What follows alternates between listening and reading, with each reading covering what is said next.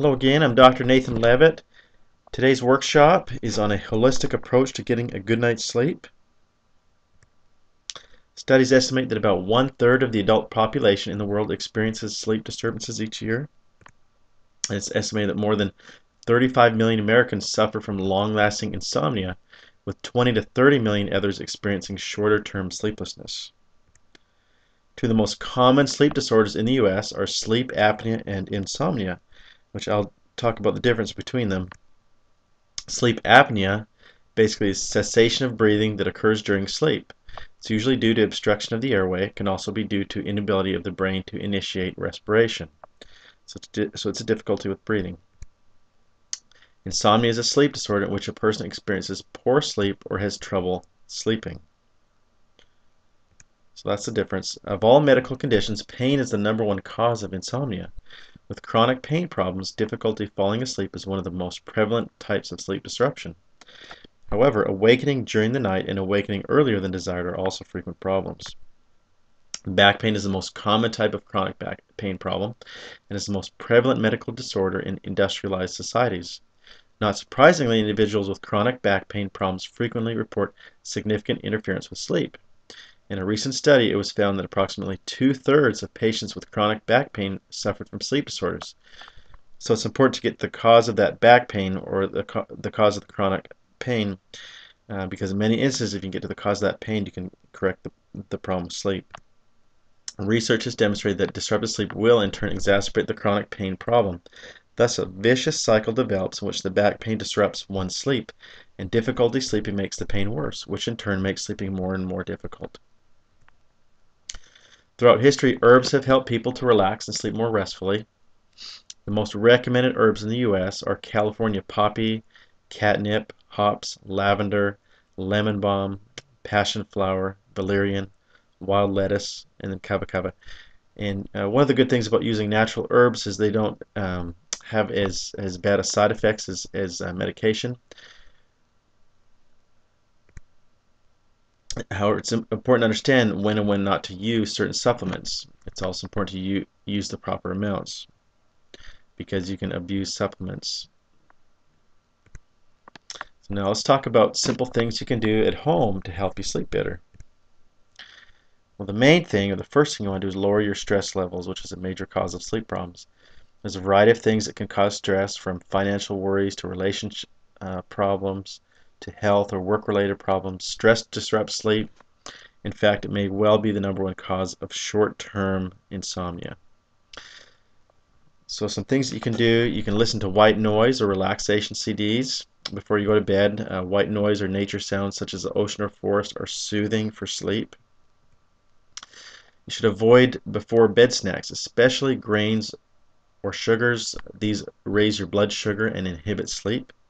Also later, when the blood sugar drops too low, you might wake up and not be able to fall asleep again. That's called hypoglycemia. You should also avoid light in the bathroom in the middle of the night. As soon as you turn the light on, you immediately cease all production of the important sleep aid melatonin. So you should avoid having the light on when you go to the bathroom if you can at night. You should avoid watching TV right before you go to bed. It's very stimulating to the brain, and it can make it take longer for you to go to sleep. It's also disruptive to the pineal gland and melatonin production. One thing that studies have shown is wearing socks to bed can be beneficial. The feet have the poor circulation and often feel cold before the rest of the body. Studies have shown this to reduce night wakings. You should reduce or avoid as many drugs as possible. Many medications, including prescription and over-the-counter, have effects on sleep. In many cases, the condition which caused the drugs to be taken in the first place can be addressed through other means than medication. You should avoid caffeine. A recent study showed that in some people, caffeine is not metabolized efficiently and can cause effects long after consuming it. So an afternoon cup of coffee will keep some people from falling asleep. And also many medications contain caffeine, especially diet pills. You should avoid foods that you might be sensitive to. This is particularly true for dairy and wheat products, as they may have an effect on sleep, causing apnea, excess congestion, gastrointestinal upset, gas, among other things.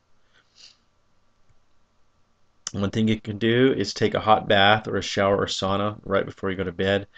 When the body temperature is raised in the late evening, it will lower at bedtime, which will then facilitate sleep. You should not change your bedtime. You should try to consistently go to bed at the same time every night, whenever possible. You should go to bed and wake up at the same times each day, including weekends. This will help your body to get into a rhythm and make it easier to fall asleep and get up in the morning. You should exercise regularly. Exercising for 30 minutes each day can help you fall asleep. However, don't exercise too close to bedtime because it will stimulate you and make it difficult for you to go to sleep. Studies actually show that exercising in the morning is the best time to exercise to help your sleep. Chiropractors evaluate sleep complaints with a detailed history and physical examination with particular attention to the nervous system, which controls sleep. Chiropractors are often the clinician of choice for pain.